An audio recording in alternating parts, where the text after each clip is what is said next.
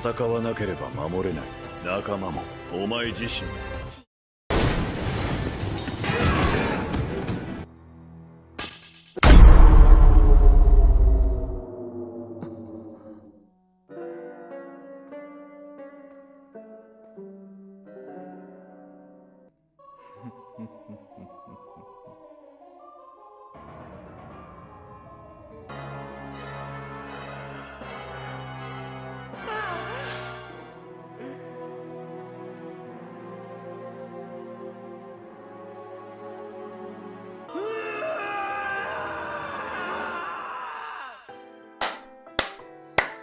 Congratulations, you guys won.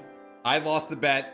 I will take that L to the chest. You guys can make fun of me in the comment sections. I will now read the Promised Neverland manga. And as promised, I will hand out to 10 lucky winners who have subscribed to my channel copies of the Promised Neverland manga. Not the entire thing, one volume, and I will pick. But more importantly, I will also give you guys video content on the Promised Neverland manga, and I will continue to review the Promised Neverland Season 2 because, well, why not? This has been quite the experiment and roller coaster so far. Can we all agree here? Now, I do want to say before we begin with this video, despite me losing the bet, it means absolutely the world to me that you guys are helping me get one step closer to where I want to become on becoming a full-time content creator on YouTube, and it really means a lot. So thank you guys so much. Now, cheers aside, let's actually go ahead and break down what happened in this episode, because if you want to know the short and simple answer on whether or not I enjoyed this episode, I'm definitely leaning on the side of yes. I was intrigued with what I learned and understand in this episode. Some things did irritate me, but it's not so much the anime's fault.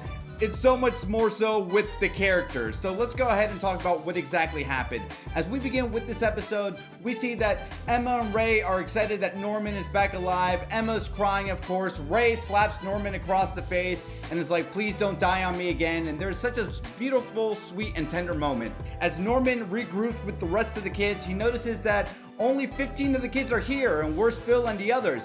And Emma relays to Norman that, well, we had to leave them behind because, well, we couldn't really do anything about the situation on leaving the mansion because it was already a difficult enough of a job to just have us escape. Nevertheless, this is where Norman was telling Emma and the gang on what exactly happened to him on the day that he left Gracefield. He went to the Lambda 7214 testing site where children over there were also being researched on. So much so that they were drugged, and there was repeated experiments on these children to develop their brains even further. However, with the supporter of Minerva helping them out, Norman escaped with other children, and more importantly, he created a drug using the experiment data from the Lambda research facility that will cause demons to degenerate. So his plan is experimenting on the little town that they're in right now, seeing if they can degenerate the demons there, because if they're degenerated, then they'll start attacking one another and they wouldn't be as intelligent as some of the other demon intelligent humans that we've seen in previous episodes. Speaking of which,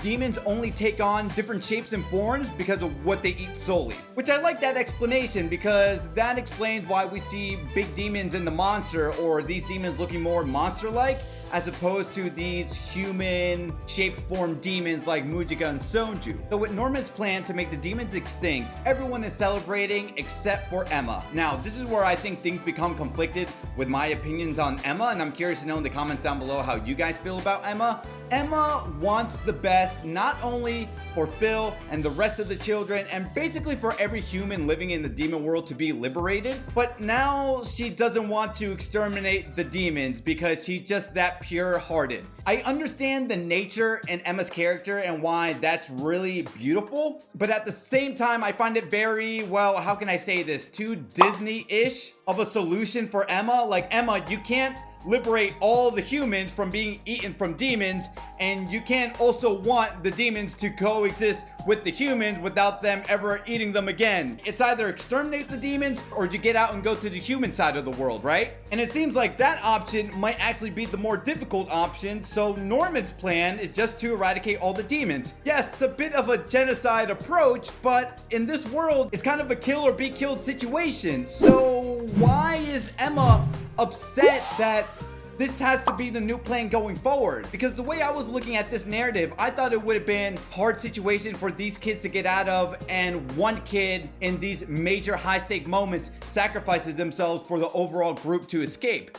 So now with that pushed to the side and the new plan is, well, genocide on the demons, I understand that there are demons like Sonju and Mujika that retain these human forms and intellect. And I'm glad Ray brought up in the conversation with Emma that Norman's plan can't 100% work because there's people like Mujika that exist out there. But even if Norman's plan isn't 100% foolproof, I would still much rather live in a demon world with a lot less demons than a demon world that's mass produced with all these demons from different shapes and forms and sizes. On the topic of Ray, I do like the little exchange that he has with Emma, saying that, Emma, you're really bad at burying your feelings, but if you bury your feelings and you keep them hidden inside of you, they are going to cause you problems down the road, and it's just better to express how you fully feel. So let's go ahead and talk to Norman about seeing whether or not there's a different alternative than wiping out all the demons altogether. So as Emma and Ray make their way to Norman's base camp, I don't know what you want to call it, this is where we see the introduction of the other humans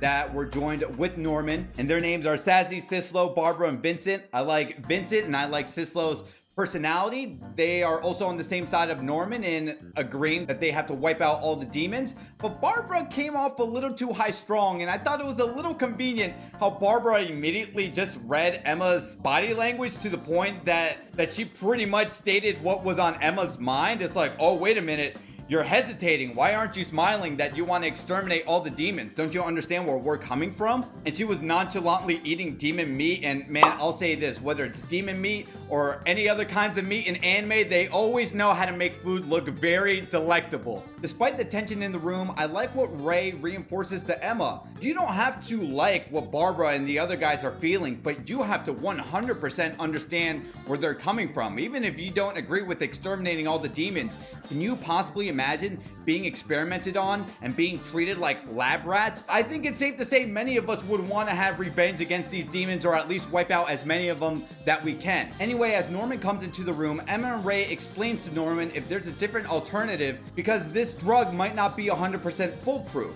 And when Norman asks, well, how did you come to that conclusion? Emma brought up Sonju and Mujika. And this is a very interesting moment in the episode, and this is where the episode ends, where Norman says, oh, the evil-blooded girl is still alive. And it wasn't like, oh, the evil-blooded girl was still alive. It was like, oh, the evil-blooded girl is still alive, and I am very angry. And that's how they stopped the episode. And again, as an anime only for now, don't worry, I will read the manga. I thought this was a very great cliffhanger of a note to end the episode. I want to see where Norman's anger is coming from. What's his relationship with Mujika? And where are these final episodes going to take us? I know a lot of people, because this whole season has been a roller coaster for each and every one of us, a lot of people have been thinking this is where the show might end. The show might conclude with season 2. But with what I got here at the end of this episode, I feel like they can at least stretch this entire show out for a season 3 potentially. But again, I know this is now an anime only original direction. I don't know for manga readers if this was even a thing. So I'm curious to know in the comments down below, manga readers, what do you think about all this? If you got some value and entertainment from this video, don't forget to drop a like, subscribe to my channel for more anime content. My name is DJ Miles, and as I always say, to be continued, take care.